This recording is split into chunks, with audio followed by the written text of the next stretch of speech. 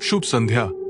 आज की रात आप अपनी आंखें आधी मूंद लें और अपने चारों ओर की खामोशी को सुने, क्योंकि इस घड़ी जब दुनिया सोने को है, हम उतरने वाले हैं एक और भूली बिसरी छाया में। धीरे धीरे इस मोमबत्ती की लौ की तरह हमारे शब्द आपके मन में ठहरेंगे। न कोई हड़बड़ी होगी, न कोई तेज आवाज, बस धुंध, और उस धुंध में छिपी कुछ पुरानी कहानियां जिन्हें आज तक बहुत कम जुबानों ने याद किया है। कहते हैं भारत की धरती पर हजारों गांव हैं, कुछ चहल पहल से भरे और कुछ ऐसे जिन्हें अब कोई याद नहीं करता। वो गांव जो नक्शों से गायब हो चुके, पर उनकी मिट्टी अब भी अपने भीतर पुरानी सांसें दबाए हुए है। आज मैं आपको ले चलूंगा एक ऐसे ही गांव में जहां कभी लोग बसते थे, पर अब वहां बस हवाएं भटकती है। गांव का नाम था भांगड़। हां, आपने सुना होगा, पर आज मैं इसकी वही परछाइयां बनूंगा जिन्हें सुनते ही नींद की हल्की परत आपकी पलकों पर उतर आएगी। भानगढ़ की दीवारें अब टूट चुकी है, पत्थरों में दरारें हैं, झाड़ियों ने आंगनों को ढक लिया है। दिन में यहां आने वाले पर्यटक हंसी मजाक करते हैं, पर रात इस जगह की अपनी होती है। और उस रात में धीमी सरगोशियां उठती हैं, मानो हवेलियों की टूटी खिड़कियां अब भी बोल रही हों। कहानी कहती है कि कभी यहां एक नृत्यांगना रहती थी। नाम था रत्नावती। सुंदर, चांदनी सी कोमल और साथ ही रहस्यमयी। कहते हैं उसकी आंखें गहरी थी और उनकी गहराई में कोई भी डूब सकता था। लेकिन उसकी किस्मत उसके गांव की ही तरह मौन और दुखद थी। जादू टोना करने वाला एक तांत्रिक उसकी सुंदरता से मोहित हो गया। वो चाहता था कि रत्नावती उसकी हो जाए। उसने एक काला मंत्र पढ़कर तेल की शीशी में अपना जादू उतारा। सोचा कि जब रत्नावती उस तेल को अपने बालों में लगाएगी तो वो हमेशा उसकी हो जाएगी। पर कहते हैं भाग्य किसी और की मुट्ठी में नहीं बंधता। रत्नावती ने उस काले जादू को पहचान लिया। उसने उस तेल की शीशी को धरती पर गिरा दिया और वही शीशी लुढ़कते लुढ़कते उस तांत्रिक पर ही टूट गई। धीरे धीरे उसका शरीर उसके अपने मंत्र से जल गया। पर मरते वक्त उसने श्राप दिया, एक ऐसा श्राप जो अब भी भानगढ़ की हवाओं में तैरता है। उसने कहा इस गांव का विनाश होगा, यहां कोई बसेगा नहीं, और जो भी यहां रुकेगा वो कभी चैन से नहीं सो पाएगा। और देखिए, समय बीतता गया, पर गांव धीरे धीरे उजड़ गया। दीवारें खंडहर बन गई, खिड़कियां टूट गई और लोग सिर्फ दिन में आकर देखते, फिर शाम होते ही निकल जाते। आज अगर आप भानगढ़ में रात को ठहरें तो आपको कुछ सुनाई देगा। न कोई चीख, न कोई भूतों का तमाशा, बस धीमी फुसफुसाहट, जैसे कोई प्राचीन रागिनी टूटी हवेली से बाहर आ रही हो, जैसे कोई पायल पत्थरों पर घिसट रही हो। और फिर भी कुछ साफ साफ नजर नहीं आता, बस धुंध, बस सन्नाटा, और उसी सन्नाटे में अतीत की परछाइयां। भानगढ़ की इस दास्तान के बाद अब हम बढ़ेंगे आगे, एक और पुराने गांव की ओर। एक ऐसा गांव जहां लोग कहते हैं कि आत्माएं अब भी दरवाजों पर दस्तक देती है। शुभ रात्रि। आप अब तक सुनते सुनते धीरे धीरे धुंध में उतर चुके हैं। आंखें भारी लग रही होंगी और मन किसी दूर के कारवां का पीछा कर रहा होगा। याद रखिए, मैं यहां हूं, आपको एक एक कदम इन सुनसान रास्तों पर ले जाने के लिए। हम पीछे छोड़ आए हैं भानगढ़ की खामोश हवेलियां। अब चले एक और जगह की ओर, वहां जहां कभी जिंदगी थी, पर अब बस वीरानी है। राजस्थान से आगे उत्तर भारत की सरहदों में कहीं एक गांव था। लोग उसे कुलधरा कहते थे। आज वहां सिर्फ टूटी दीवारें हैं, टूटी दीवारें और धूल में दबे नाम। कहते हैं करीब 200 साल पहले तक कुलधरा में हजारों लोग रहते थे। बाजार सजते थे, दिए जलते थे और घरों से बच्चों की आवाजें आती थी। लेकिन फिर एक रात सब बदल गया। कहानी कहती है कि गांव की सबसे सुंदर कन्या पर एक अमीर क्रूर मंत्री की नजर पड़ गई। वो चाहता था कि लड़की उसकी हो जाए। गांव वालों ने बहुत विरोध किया, बहुत समझाया, पर मंत्री ने कहा, अगर उसे मुझे न दिया गया तो मैं गांव को बर्बाद कर दूंगा। उस रात गांव के बुजुर्ग एक जगह इकट्ठा हुए, दिए बुझा दिए गए। आसमान में तारे चुप थे और हवा ठहरी हुई थी। लोगों ने फैसला लिया कि वो मंत्री के सामने झुकेंगे नहीं, पर गांव में भी नहीं रहेंगे। और फिर उस रात पूरा का पूरा गांव चुपचाप अपना घर छोड़कर चला गया। कोई रोने की आवाज नहीं, कोई अलविदा नहीं, बस चुप्पी। और उस चुप्पी में कदमों की आहट। सुबह जब मंत्री आया तो पूरा गांव खाली था। घरों में चूल्हे ठंडे थे, बाजार सूना था और दरवाजे खुले हुए थे, मानो किसी ने जल्दबाजी में छोड़ा हो। लेकिन कहते हैं गांव वाले जाते जाते एक श्राप छोड़ गए। उन्होंने कहा, अब यहां कोई नहीं बसेगा, और अगर कोई बसेगा तो चैन से जी नहीं पाएगा। तब से आज तक कुलधरा वीरान है। दिन में लोग आते हैं, देखते हैं, तस्वीरें लेते हैं, पर रात होते ही फिर वही खालीपन लौट आता है। कोई आवाज नहीं, सिर्फ हवा जो कभी लगता है कि किसी के कदमों के साथ चल रही है। कुछ लोग कहते हैं कि उन्होंने वहां रात को बर्तनों के खड़कने की आवाज सुनी है, जैसे कोई खाना बना रहा हो। कोई कहता है कि उसे लगा कोई दरवाजे के पीछे खड़ा है, पर जब मुड़कर देखा तो बस धुंध थी। धीरे धीरे ये कहानियां भी धूल की तरह गांव की जमीन में मिल गई, पर उनकी सरगोशियां आज भी वही है, बस सुनने वाले कान चाहिए। और यूं एक और वीरान गांव हमारे सामने खुल गया। पहले भांगड़, अब कुलधरा, दोनों ही समय से परे, मौन और रहस्यमय। लेकिन भारत की धरती इतनी ही नहीं, यहां हर सूनी पगडंडी अपनी अलग दास्तान कहती है। तो चलिए अब बढ़ते हैं पूर्वी इलाकों की ओर, जहां धुंध और भी गहरी है और लोक कथाएं और भी धीमी। शुभ संध्या। हम भानगढ़ की टूटी हवेलियों और कुलधरा की सुनसान गलियों से गुजर चुके हैं। अब समय है कि हम ठहरें उन जगहों पर जहां खामोशी और भी गहरी है, जहां समय ठहरता नहीं, बस दबा हुआ सांस लेता है। मैं बात कर रहा हूं कब्रिस्तानों की। भारत में कब्रिस्तान हमेशा से एक रहस्य रहे हैं।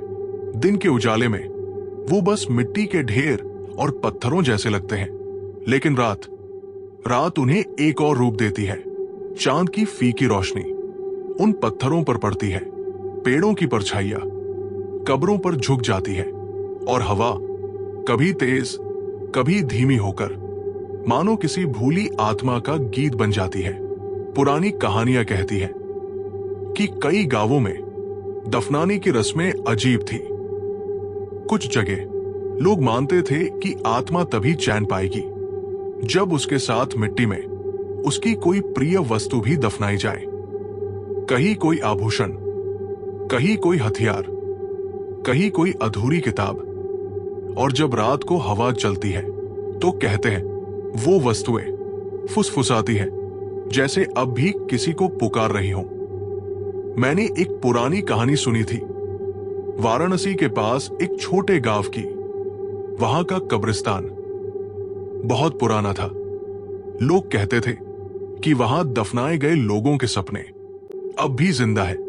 अगर कोई वहां रात बिताए तो उसे अनजाने चेहरे सपनों में आते हैं, चेहरे जिनसे उसका कोई लेना देना नहीं, पर आंखें खोलते ही वो धुंध की तरह गायब हो जाते हैं। कहते हैं कभी कभी सपनों में वही चेहरे बोलते भी हैं, धीरे धीरे फुसफुसाते हुए, कुछ ऐसा जो साफ साफ सुनाई नहीं देता, बस शब्दों की परछाई। जैसे कोई रहस्य है जो बताना चाहते हैं पर कह नहीं पाते। ऐसा लगता है मानो पूरा कब्रिस्तान एक मौन किताब हो, हर कब्र एक बंद पन्ना और हवा उस किताब की धीमी सरसराहट।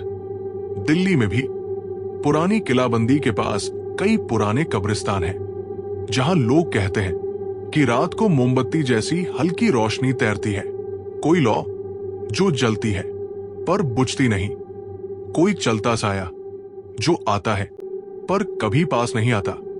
कब्रिस्तान हमेशा डराने के लिए नहीं होते, कभी कभी वो बस याद दिलाने आते हैं कि समय रुकता नहीं।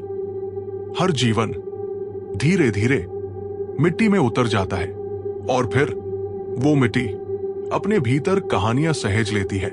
और यही कारण है कि जब रात को आप किसी सूने कब्रिस्तान से गुजरते हैं तो हवा अलग लगती है। वो हल्की ठंडी नहीं, वो गहरी होती है, मानो हवा नहीं बल्कि कोई सांस है किसी और का।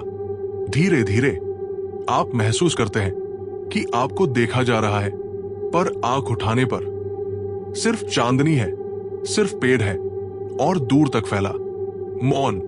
कहते हैं अगर कोई ध्यान से सुने तो कुछ कब्रों से कदमों की धीमी आहट आती है, मानो कोई धरती के नीचे से चल रहा हो। न कोई डरावनी आवाज, न कोई चीख, बस एक बहुत धीमी सरसराहट। और फिर भी सब वैसा ही है, कब्र वही है, पत्थर वही है, बस आपके मन में एक लहर सी उठती है और वो लहर धीरे धीरे नींद में बदल जाती है। शुभ संध्या। हमने अब तक सुना भानगढ़ का सन्नाटा, कुलधरा का खालीपन और कब्रिस्तानों की धीमी सरगोशियां। अब चलिए हम गुजरते हैं उन हवेलियों से जो कभी घर थी, जहां दिए जलते थे, जहां बच्चों की हंसी गूंजती थी, जहां आंगनों में रिश्तों की गूंज थी। और आज वहां बस खिड़कियों से आती हवा है। भारत में हर कस्बे, हर गांव में कोई ना कोई हवेली ऐसी मिल जाती है जिसके दरवाजे अब खुलते नहीं, जिन्हें लोग भूतिया हवेली कहते हैं, पर सच में वो हवेलियां बस यादें संजोए बैठी होती है। उन यादों की परछाइयां जो अब भी दीवारों में बसी है। मुझे याद है राजस्थान की एक पुरानी कहानी। एक गांव में एक बहुत बड़ी हवेली थी। उस हवेली का मालिक एक धनी व्यापारी था। उसकी हवेली में 100 से भी ज्यादा कमरे थे, बड़े बड़े झूमर, संगमरमर की फर्श और ऊंचे ऊंचे दरवाजे। पर कहते हैं एक महामारी आई, गांव के कई लोग बीमार हुए और एक एक कर व्यापारी का पूरा परिवार चला गया। मकान बच गया पर उसमें रहने वाला कोई न रहा। धीरे धीरे लोगों ने हवेली से दूरी बना ली। दिन में भी उसके ऊंचे दरवाजे किसी किले जैसे लगते और रात में सिर्फ खामोशी। कभी कभी किसी ने कहा कि उसने हवेली से संगीत की हल्की धुन सुनी, जैसे कोई तबला बज रहा हो, जैसे किसी कमरे में अब भी नाच हो रहा हो। कोई कहता कि खिड़की से एक साया दिखता है, कोई और नहीं बल्कि व्यापारी का ही, जैसे वो अब भी अपने आंगन में टहल रहा हो। पर जब दरवाजा खोला जाता तो अंदर सिर्फ धूल होती, टूटे हुए बर्तन, गिरे हुए झूमर और जाले। लोग कहते हैं कि कुछ परिवार हवेली को संभालने आए, कुछ दिनों तक रहे भी, पर हर बार रात को नींद में कोई दस्तक सुनाई देती, कोई आहट, मानो कोई कमरे से गुजर रहा हो। धीरे धीरे वो परिवार भी वहां से चले जाते और हवेली फिर से अकेली हो जाती। ऐसी हवेलियां भारत में सैकड़ों हैं, कुछ उजड़ी, कुछ खड़ी, कुछ आधी टूटी, कुछ बिल्कुल चुप, लेकिन सब में एक बात एक जैसी है, वो सब अपने अतीत को संभाले बैठी है। कभी सोचा है दीवारें भी याद रखती होंगी? एक बच्चा जो बरसों पहले उन दीवारों के सहारे चला था, उसकी हंसी, उसकी नन्ही हथेलियों का स्पर्श शायद अब भी किसी कोने में दर्ज हो। और जब हवा उन कोनों को छूती है तो वही हंसी धीमे से गूंज जाती है। कभी सोचा है कि पुराने आंगन, अब भी अपने बीच बैठे लोगों की बातें याद रखते होंगे। लालटेन की रोशनी, पकवानों की खुशबू, कहानियों की गूंज, सब जैसे धुंध बनकर दीवारों से लिपटी हो। और यही वजह है कि जब कोई नई रूह उन हवेलियों में ठहरती है तो उसे अजीब लगता है, जैसे कोई उसे देख रहा हो, जैसे कोई उसके पास बैठा हो, पर सामने बस खाली कुर्सी। धीरे धीरे आपको एहसास होता है कि हवेलियां अकेली नहीं है, वो अपने भीतर अतीत को संभाल कर रखे हुए हैं, और वही अतीत रातों को सरगोशी करता है। शुभ रात्रि। आंखें भारी हो चुकी है और मन अब इन कहानियों के साथ बह रहा है। अब हम पहुंचते हैं उन रस्मों तक जिन्हें कभी इंसानों ने आत्माओं को शांत करने के लिए गढ़ा था। पुराने समय की धीमी रहस्यमयी दफनाने की रस्में। भारत की धरती सदियों से लोक कथाओं और विश्वासों से भरी रही है। हर प्रदेश, हर गांव की अपनी रीति। कहीं आग, कहीं मिट्टी, कहीं नदी, कहीं जंगल। कहीं लोग मानते थे कि शरीर को जलाना चाहिए ताकि आत्मा धुएं के साथ आकाश में मिल जाए। तो कहीं यह विश्वास था कि आत्मा तभी शांत होगी जब उसे धरती की गोद में दफनाया जाए।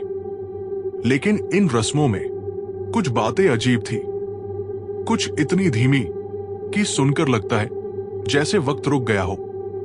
कहते हैं एक समय था जब कुछ गांवों में शरीर के साथ अनोखी चीजें भी दफनाई जाती थी। कोई मिट्टी का दीपक, कोई चांदी का सिक्का, कोई अधूरी चिट्ठी, कभी कभी मरने वाले के पसंदीदा कपड़े या उसका प्रिय खिलौना। लोग मानते थे कि ये वस्तुएं आत्मा के साथ उस दूसरे लोक तक जाएंगी, और अगर नहीं दी गई तो आत्मा बेचैन रहेगी। किसी पुराने गांव में एक प्रथा थी कि मृतक के कान में आखिरी बार एक लोरी गाई जाती, धीमी, बहुत धीमी, जैसे कोई मां अपने बच्चे को सुला रही हो। वो लोरी उस आत्मा के साथ हमेशा रहती, और कहते हैं कि कभी कभी रात को अगर कोई ध्यान से सुनता तो मिट्टी से वही लोरी बाहर आती थी। एक धीमा अधूरा गीत। कुछ जगहों पर लोग मृतक की कब्र के पास पेड़ लगाते, आम का पेड़, नीम का पेड़ या फिर पीपल का पेड़। मानते थे कि आत्मा उस पेड़ में बस जाएगी और पेड़ उसका पहरेदार बन जाएगा। रात को हवा में झूमती डालियां मानो किसी का हाथ हो। धीरे धीरे कब्र की रखवाली करते। कुछ और गांवों में लोग कब्रों पर छोटे छोटे दिए रखते जो हफ्तों तक जलते रहते। धीमी लौ जो हवा में कांपती पर बुझती नहीं। वो दिए रास्ता दिखाने के लिए होते ताकि आत्मा अकेली न रहे। और सबसे अजीब रस्म मैंने सुनी थी पूर्वी भारत के एक छोटे कस्बे की। वहां कहते हैं कि जब कोई मरता तो उसका नाम जोर से नहीं लिया जाता, बस धीमे से फुसफुसाकर बोला जाता, क्योंकि उनका विश्वास था कि अगर नाम ऊंची आवाज में लिया तो आत्मा वापस लौट आएगी। इसलिए उस कस्बे में लोगों के नाम मिट्टी की तरह धीरे से बोले जाते, मानो शब्द भी नींद में डूबे हों। इन सब रस्मों में एक ही बात थी, लोग आत्मा को डराना नहीं चाहते थे, बस सुलाना चाहते थे, शांत करना चाहते थे, उसे ऐसा एहसास दिलाना चाहते थे कि वो अकेली नहीं है। और शायद इसी वजह से आज भी कई जगह रात को धीमी फुसफुसाहट सुनाई देती है। कोई लोरी, कोई नाम, कोई अधूरा गीत जो मिट्टी से उठकर हवा में मिल जाता है। धीरे धीरे सुनने वाले की आंखें भी भारी हो जाती है, और वही नींद आत्मा और इंसान दोनों को एक ही सन्नाटे में बांध देती है। शुभ रात्रि। धीमे धीमे सांस ले और सुनिए, क्योंकि अब हम पहुंच रहे हैं उन गांवों तक जो अब नक्शों पर नहीं है, जहां मिट्टी सूखी है पर उसमें दबे हुए कदमों के निशान अब भी सांस लेते हैं। भारत में कई ऐसे गांव हैं जिनके बारे में अब कोई बात नहीं करता। सड़कें उनसे कट गई, नदियां सूख गई, लोग पलायन कर गए और पीछे रह गई बस टूटी झोपड़ियां, आधे गिरे मंदिर और खाली कुएं। लेकिन कहते हैं ये गांव अभी भी पूरी तरह सूने नहीं, क्योंकि मिट्टी यादें संभाल लेती है और यादें आत्मा बन जाती है। एक कहानी आती है मध्य प्रदेश के एक गांव से। गांव का नाम अब लगभग मिट चुका है, लोग उसे बस सूना टोला कहते हैं। वहां कभी किसान रहते थे, खेत लहराते थे, कुएं से पानी खींचा जाता था। पर धीरे धीरे नदी सूख गई, खेत बंजर हो गए और लोग गांव छोड़कर चले गए।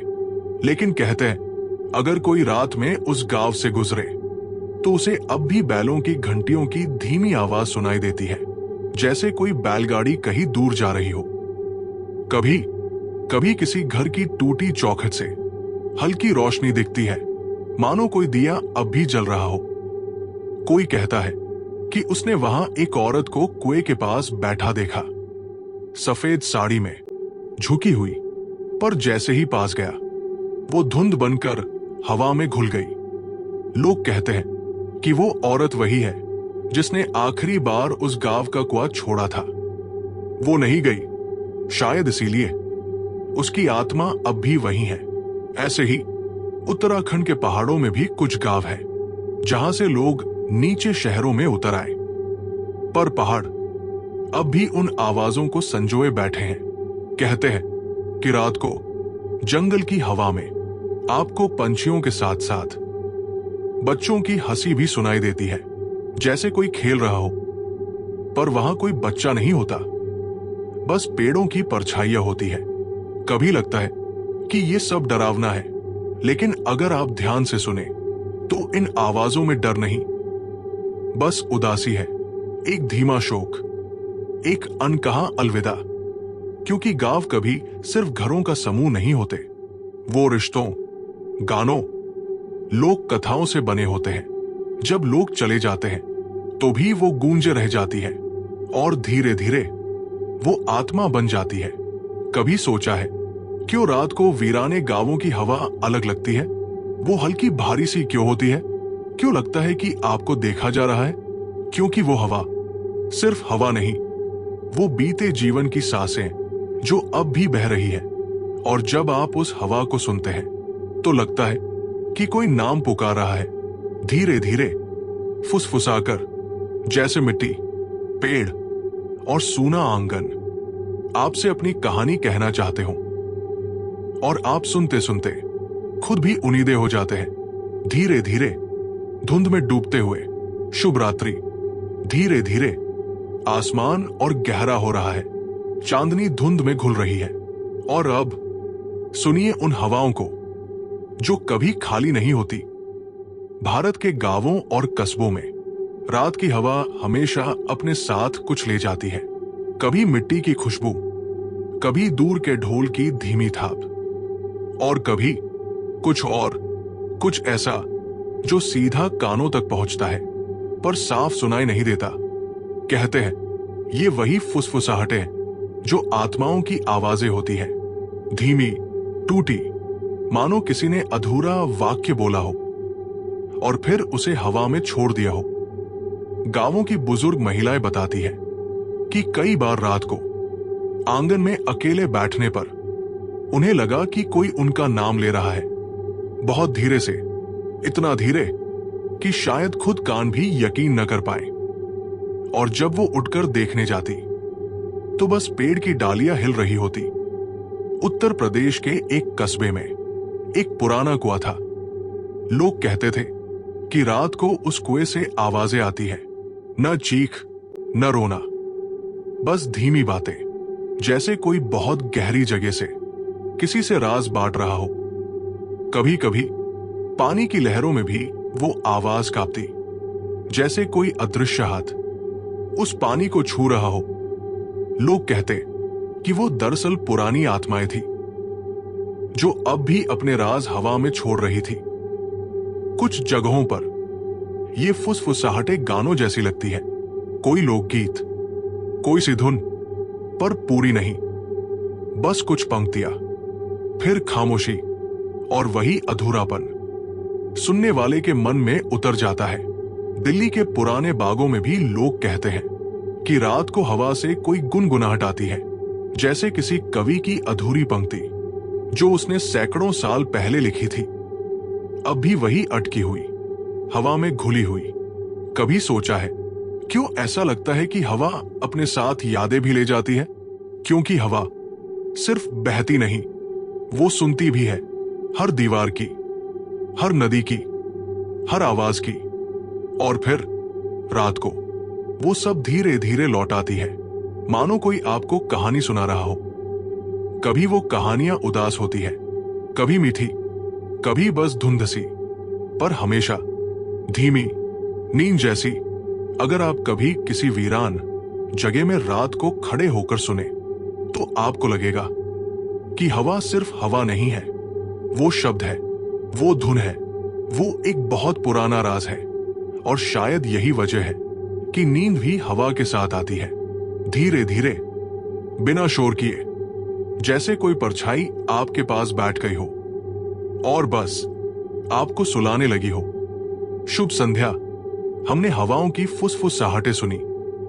अब हम चलते हैं वहां जहां समय ठहर गया है, जहां पत्थर टूटी इमारतों की तरह खड़े हैं, जहां सभ्यता मिट गई पर उसकी गूंज अब भी सांस ले रही है।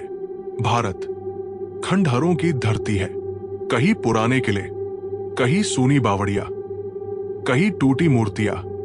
हर जगह इतिहास की धड़कन धीमी होकर चल रही है। कहते हैं पत्थर भी बोलते हैं, बस उनकी भाषा अलग होती है, उनकी आवाज धीमी होती है, इतनी धीमी कि उसे सुनने के लिए नींद जैसी खामोशी चाहिए। दक्षिण भारत के एक प्राचीन शहर की कहानी है। वहां कभी राजा महाराजा रहते थे। सोने चांदी से जड़े महल, बाजार, नाच गान। लेकिन आज वहां बस टूटी दीवारें हैं, खाली आंगन और चुप्पी। कहते हैं अगर कोई उन खंडहरों के बीच रात गुजारे तो उसे घुंघरुओं की हल्की झंकार सुनाई देती है, जैसे कोई नृत्य अब भी चल रहा हो। पर नर्तकी कहाँ है? सिर्फ धुंध, सिर्फ पत्थर। राजस्थान की पुरानी बावड़ियों की भी यही दास्तान है। दिन में वे पानी से चमकती थी, लोग आते, पानी भरते, पर रात में वो बावड़ियां किसी और लोक की तरह लगती। कहते हैं कि उनकी सीढ़ियों पर कदमों की आहट होती है, धीमी, लगातार, मानो कोई ऊपर नीचे जा रहा हो। पर दिखाई कोई नहीं देता। उज्जैन की धरती भी रहस्यमयी है। कई पुरानी संरचनाएं वहां अब खंडहर में बदल चुकी है।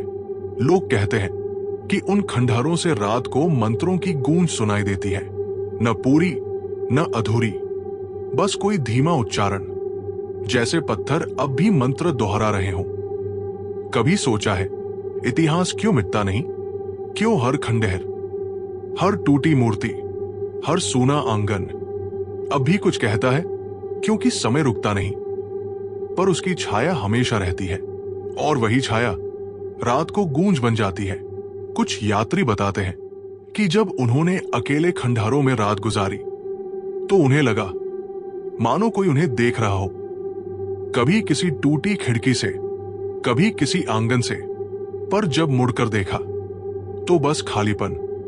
पर क्या वो सचमुच खाली था, या फिर वो अतीत जो अब भी वहां टहल रहा है? हर पत्थर, हर दरार एक कहानी है, एक गहरी सांस। और जब हवा उसे छूती है तो वही सांस फुसफुसाहट बन जाती है।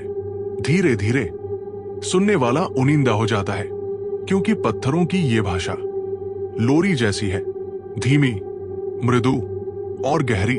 शुभ रात्रि। हमने खंडहरों की धीमी फुसफुसाहटें सुनी।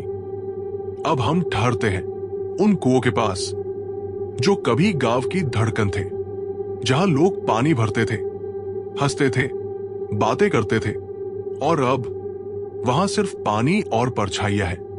भारत में कई गांवों में पुराने कुएं आज भी हैं, कभी गहरे, कभी छोटे। दिन में वे बस पानी का स्रोत होते हैं, लेकिन रात को उनका पानी जैसे बोलने लगता है। कहते हैं कहीं कहीं लोग कुएं को छूते हैं तो उन्हें लगता है जैसे पानी में कोई आंखें झांक रही हो, धीमी, नरम सी, जैसे कोई देख रहा हो पर कह नहीं पा रहा। मध्य प्रदेश के एक गांव में एक पुराना कुआं है।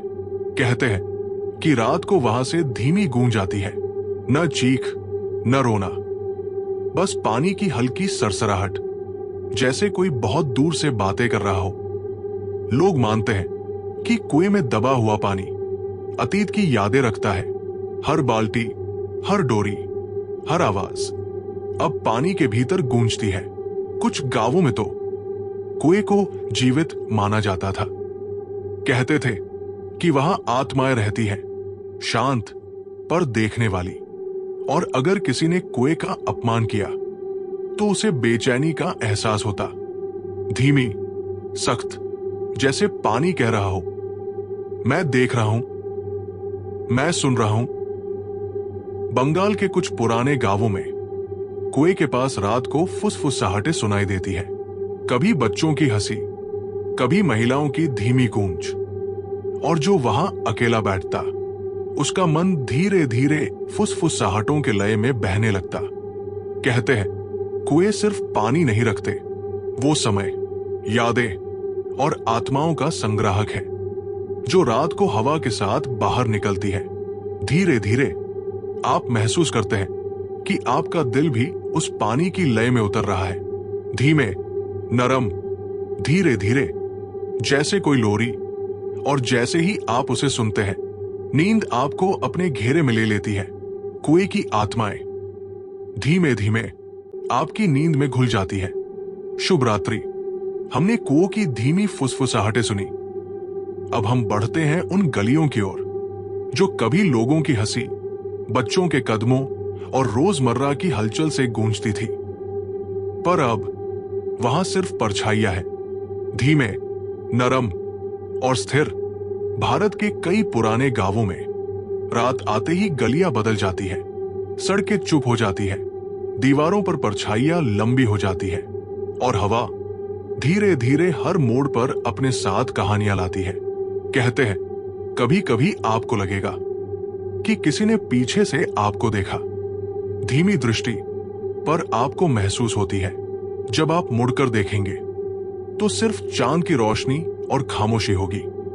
उत्तर भारत के एक गांव में लोग कहते हैं कि रात को गलियों में कुछ हल्की धुन सुनाई देती है, जैसे किसी ने बांसुरी बजाई हो। पर कोई वहां नहीं होता, सिर्फ परछाइयां जो दीवारों से टकराकर आपकी ओर बढ़ती है। कुछ जगहों पर लोग बताते हैं कि गलियों में चलते समय एक अजीब सा ठंडा स्पर्श महसूस होता है, जैसे कोई हाथ हल्के से आपके कंधे को छू रहा हो। पर पीछे मुड़कर देखें तो वहां कोई नहीं, बस दीवारों और पुराने घरों की परछाइयां। कहते हैं ये परछाइयां बस दिखाई नहीं देती, वो अपने साथ बीते समय की गूंज लाती है। कभी कोई बच्चा खेल रहा होता है, कभी कोई महिला मिट्टी पर खाना बना रही होती है, और आप सिर्फ उसकी हल्की हलचल सुन पाते हैं। गांव की गलियां रात को धीमे धीमे नींद की तरह फैल जाती है। हर मोड़ पर अतीत छिपा होता है, हर टूटी खिड़की और खिड़की के पीछे का अंधेरा एक कहानी कहता है।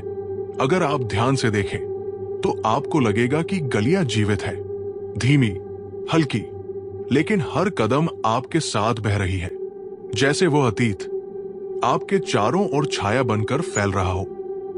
धीरे धीरे आप खुद को उन गलियों में बहते हुए पाएंगे। न कोई डर, न कोई हलचल, सिर्फ परछाइयां और आप धीमी नींद की गोद में। और जैसे ही आप सुनते हैं, सुनसान गलियां, टूटी दीवारें और हल्की धुनें आपकी आंखों को ढकती है। नींद धीरे धीरे आपके भीतर उतरती है। शुभ रात्रि। आप अब तक भांगगढ़, कुलधरा, वीरान हवेलियों, कब्रिस्तानों, पुराने कुओं और भूली गलियों की फुसफुसाहटों में बह चुके हैं। अब समय है कि हम उन हवेलियों में ठहरें जहां हर दरवाजा, हर खिड़की, हर कोना एक अतीत की कहानी कहता है। उत्तर भारत की किसी पुरानी हवेली में कहते हैं रात को हल्की रोशनी में आप महसूस कर सकते हैं कि दीवारें सरगोशियां कर रही है, धीरे धीरे, एक मर्मस्पर्शी लय में, जैसे कोई वहां बैठा हो, आपको अपने भीतर खींच रहा हो। कहते हैं एक हवेली थी जिसमें परिवार बीते समय में रहते थे। सभी लोग अब चले गए, पर दीवारों पर उनकी यादें अभी भी जीवित है। टूटी झूमर की हल्की झनकार, पारिवारिक चित्रों की धुंधली परछाइयां, सब धीरे धीरे रात के सन्नाटे में अपने स्वर छोड़ती है। कुछ कहते हैं कि अगर आप ध्यान से सुने तो आपको लगेगा कि पुराने संगीत की धुनें दीवारों के भीतर से आती है।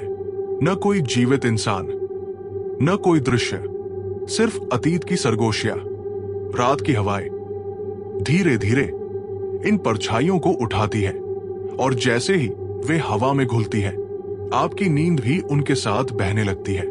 धीमी, सपनों जैसी लय में भांगड़ और कुलधरा जैसी जगहों की यादें, कुएं और बगीचे, खाली गलियां और कब्रिस्तान, सब मिलकर एक अनकहे गीत में बदल जाते हैं, और आप बस उस गीत का हिस्सा बन जाते हैं। कहते हैं रात को इन हवेलियों में ठहरने वाले कभी नहीं डरते, क्योंकि डर वहां नहीं है। वहां सिर्फ अतीत की कोमल सरगोशियां है, धीमे स्वर, धीमी धड़कन जो नींद में बदल जाती है। और जैसे ही आप पूरी तरह उन सरगोशियों में डूबते हैं, आपको लगता है कि समय ठहर गया है।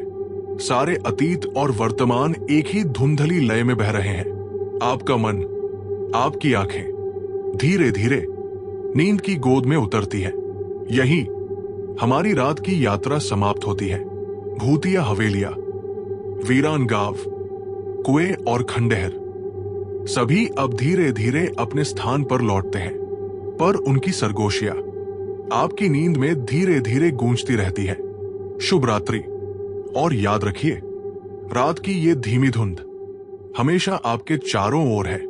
धीमे स्वर, धीमी लय और वो हल्की परछाई जो आपको सपनों में धीरे धीरे खींचती है।